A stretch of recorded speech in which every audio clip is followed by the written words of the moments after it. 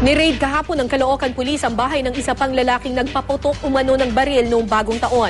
Malapit lamang sa tirahan ng tinamaan ng ligaw na bala na si Stephanie Nicole Ella.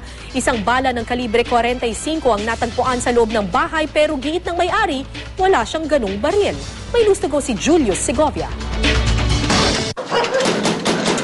Ilang minutong kinatok ng Caloocan Police ang bahay na ito sa likod lang ng tahanan ng stray bullet victim na si Stephanie Nicole Ella para kausapin ang may-aring si George Da.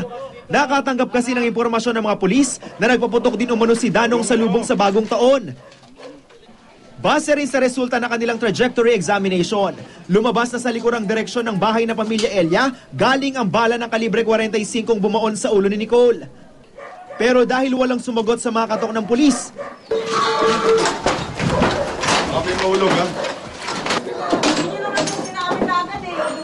binasag na ng mga operatiba ang bintana sa ikalawang palapag ng bahay.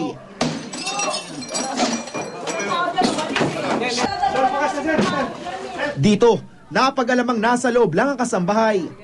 Dahil may search warrant naman, hinalugog nila ang bahay.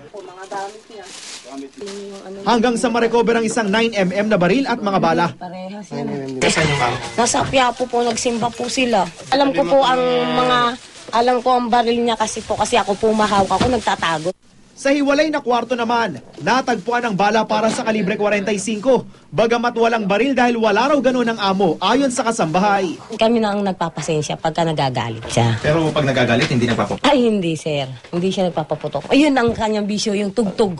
Actually, may nakuha tayo dito mga bala ng .45 caliber, tsaka 9mm plus Browning na 9mm. So lahat yun will be confiscated. Then appropriate case will be filed. Maya-maya pa'y humahangos na dumating si Da, kasama ang misis na dating kagawad sa barangay.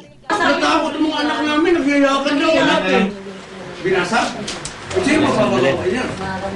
Giit niya, wala siyang kalibre 45 baril at wala rin umano sa bahay ng tamaan ng bala si Nicole. Nasa Antipolo ako nung gabing yun. Nasa Antipolo kami. Dumating kami dyan, past 12 na, nabalitanan lang namin. Mananatili muna sa stasyon ng pulis si Da habang inihahanda ang mga posibleng reklamo. Pwede na po natin siyang ituring suspect kasi nga po meron naman po tayong nakuhang evidence po doon na kung saan mag-undergo din po ng proseso na naman po. Yun nga po, i-cross-match po natin yon doon po sa specimen or slug na nakuha natin sa ulo ng biktima. Pero ang pagturing kay Da na suspect para raw sa reklamong illegal possession of firearms at hindi sa mismong kaso na pagpatay kay Nicole. Julius Segovia, GMA News.